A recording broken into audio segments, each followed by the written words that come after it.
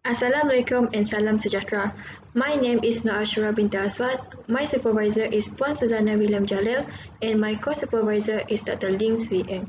Today, I am presenting my research, which is the impact of organizational factors on work-life balance among public sector employees in Bintulu, Sarawak. Work-life balance has been introduced because the organization wants to increase the well-being of the employees, thus also increasing the morale of the organization. In today's work environment, work-life balance has become a hot issue recently. The organizational factors will influence the work-life balance among the employees. It is because organizational factors is important in maintaining a good work-life balance. Without wasting any more time, I will proceed to my conceptual framework, which my independent variable is organizational factors, which consist demands of work and culture of work. According to GATE 2002, demand of work defined as part of employees' expectation that constitute the psychological, which refers to working hours and workload. Meanwhile, culture of work is reflect the organizational culture and may support balance through appropriate policies and practices such as occasional time off, work and flexible hour. For my dependent variable is work-life balance. According to Swami 2007, define work-life balance as a practice that is concerned providing scope for employees to balance their work with their responsibilities and interests they have outside work.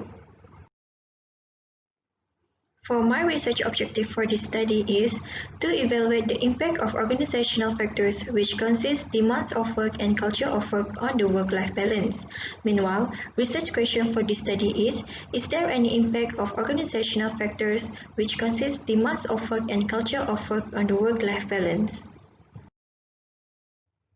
As for the methodology, research design for this study is quantitative approach and correlational research.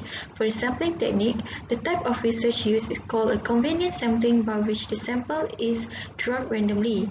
For the population is the number of employees to which findings are to be generalized.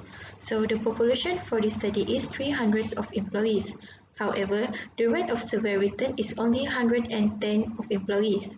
For the sample frame, is obtained the name list of the public sector organization and the number of employees working at the public sector is from the Labour Office Bintulu. For unit of analysis are employees from Pejabat Resident Bintulu, Pejabat Daerah Bintulu and Pejabat Daerah Tatau. So this is my findings, demographic respondents. Most of my respondents are female, which is 56.4%. Among all the respondents, 49.1% of them are single. Majority of my respondents are Malay, which is 43.6%, and their age are between 25 to 35 years old. Degree or professional qualification contribute the highest percentage for education background, which is 36.4%. The longest number of years that respondents has worked in current organization is 3 to 5 years. For my normality test, Pala suggested that the data is normal if the value is within the -2 and +2. But as you can see, culture of work are not within the range, so other ways to identify the data is normal by looking at normal QQ plot and box plot. The normal distribution is identified when in normal QQ plot the line is straight, while in box plot the line is within the box. For descriptive analysis, most of the respondents mediumly agree that demand of work and culture of work have impact on the work-life balance. The higher mean is from culture of work, which is 3.63, while demands of work is 2.72 only. For reliability test, the reliability test was done and Cronbach alpha's value for demand of work and culture of work were considered acceptable because based on the result, all of it is above 7, where the data will considered reliable.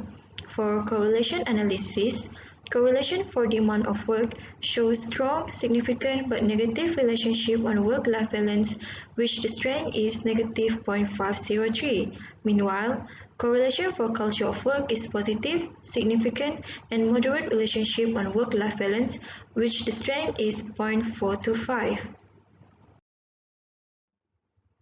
For discussion, I will answer my research question, where the question is there any impact of organizational factors which consist demands of work and culture of work on the work-life balance? So the answer is yes. Based on the finding, The organizational factors which consist demands of work and culture of work have an impact on the work-life balance among the public sector employees in Bintulu, Sarawak. Based on the result also, the respondents stated and agreed that demand of work and culture of work important factors that can impact on the work-life balance. The result for demands of work has strong, significant but negative relationship on the work-life balance among public sector employees in Bintulu, Sarawak. Meanwhile, culture of work shows positive, significant and moderate relationship with work-life balance among employees. For the conclusion, a proper work given to the employees will increase work-life balance among the employees. Having a strong work-life balance is extremely important to prevent unhealthy lifestyles. These factors strongly influence the work-life balance among employees. Organizational culture of work is important in creating a positive work environment and strong work-life balance for the employees. Recommendations. Recommendation for organizations.